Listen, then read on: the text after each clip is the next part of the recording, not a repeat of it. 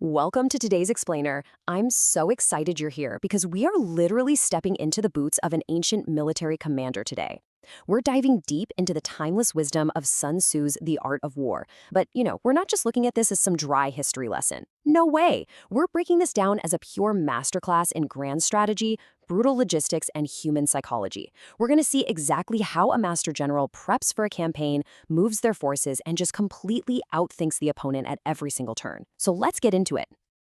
Here's the roadmap for our journey. First up, the art of maneuvering. Then, navigating difficult terrain. After that, we'll hit the general's fatal flaws, move into reading enemy signs, and wrap it all up with discipline and leadership. All right, kicking things off with Section 1, the art of maneuvering. When we think about ancient warfare, we usually picture these glorious, massive clashes on the battlefield, right? But the actual war, that begins way before swords ever cross. It's all about logistics. Without provisions, an army is just completely lost. Think about the brutal math of forced marches. Sun Tzu uses this specific distance measurement called the li, and he warns that if you force your men to march 50 li just to outmaneuver the enemy, the physical toll is just absolutely devastating. You'll literally lose the leader of your first division to exhaustion or capture, and only half of your entire force is actually going to reach the goal.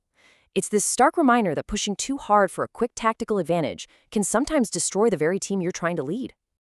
So how do you manage these maneuvers? Well, Sun Tzu uses these brilliant elemental metaphors to describe how an army should operate. The first one is wind. When you finally decide to move, your rapidity must be that of the wind. We're talking blistering, totally unpredictable speed that leaves the enemy literally unable to react.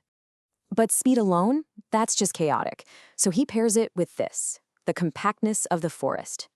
When your forces are gathered together, they've got to be dense, highly organized, and deeply structured, kind of like a thick, impenetrable woodland. Now, when the time comes to actually go on the offensive and plunder a countryside, your army must be like fire.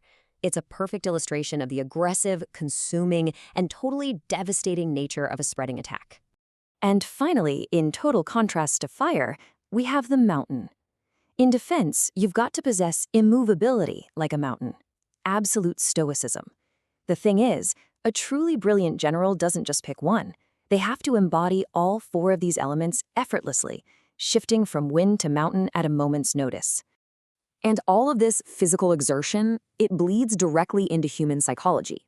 Just look at the timeline of a soldier's mood throughout the day. In the morning, their spirit is at its absolute keenest. By noonday, it's starting to flag. They're getting tired. And by the evening, well, a soldier's mind is bent on one thing: returning to camp. Sun Tzu argues that a clever general studies these moods. You never attack an army in the morning when they're sharp.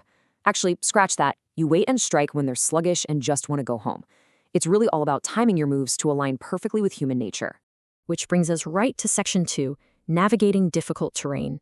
Because an army fights the environment just as much as the enemy, geography is literally everything. A leader has to be intimately familiar with the face of the country. And this brilliantly illustrates his super specific approach to river warfare. Okay, so if an invading force is crossing a river to get to you, do not rush out to meet them in the water. That's a mistake. Instead, you employ calculated patience. Step 1, let them cross midstream. Step 2, allow exactly half of their army to reach your shore. And then, step 3, deliver your attack. You catch them perfectly divided and highly, highly vulnerable. But using the terrain effectively requires the element of surprise.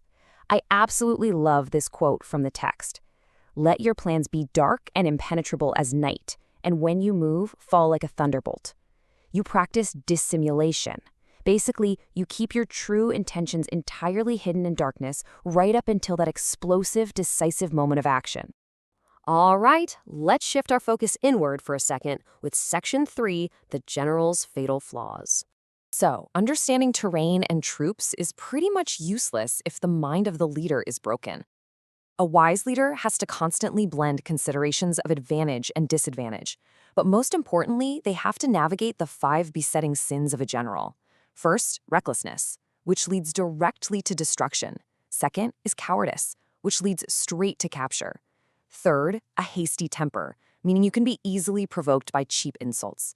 Fourth, a delicacy of honor, where you're just way too sensitive to shame. And finally, over-solicitude for your men, which exposes you to constant worry and trouble. It's wild, but these are just as relevant in a modern boardroom as they were on an ancient battlefield. Sun Tzu warns us that when an organization is overthrown, the cause is almost certainly found right here among these 5 faults. Moving on to Section 4, reading enemy signs. Assuming you've mastered your own mind, well, now you've got to master the enemy's. And grand strategy isn't just about big picture thinking. It relies heavily on really granular observation. The natural world actually broadcasts enemy movements if you know how to look. See a high, concentrated column of dust? That means chariots are advancing. Low dust spread out over a wide area? That betokens approaching infantry. If you see beasts suddenly startled, watch out, a sudden attack is coming.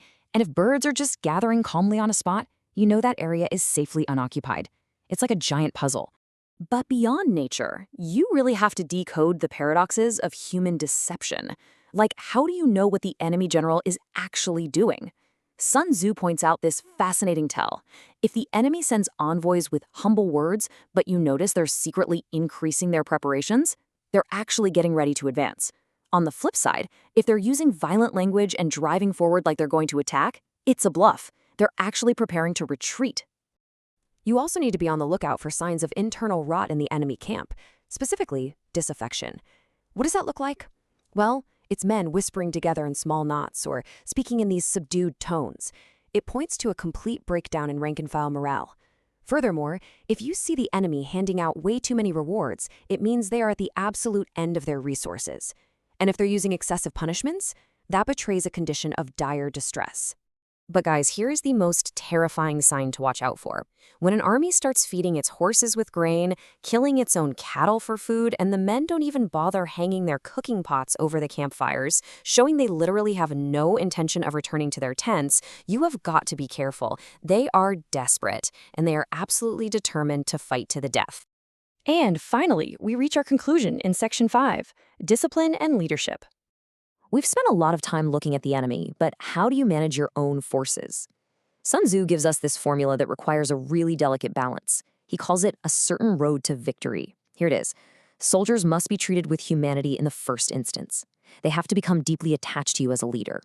Because, think about it, if you punish them before they're attached, they'll never be truly submissive. But once that attachment is formed, they must be kept under control by means of iron discipline. Commands must be habitually enforced. You see, confidence and strict obedience have to go hand in hand for mutual gain. Which brings us to our final thought. The general's journey is one of immense physical and psychological burden. It requires the speed of the wind, the patience of the mountain, the ability to read the dust in the air, and honestly, the wisdom to conquer one's own fatal flaws. So as you look at your own challenges, your own strategic battles, I want to leave you with this question to consider. Are your plans dark as night? And is your discipline made of iron? Thank you so much for joining me on this explainer. Keep learning, keep observing, and keep moving forward.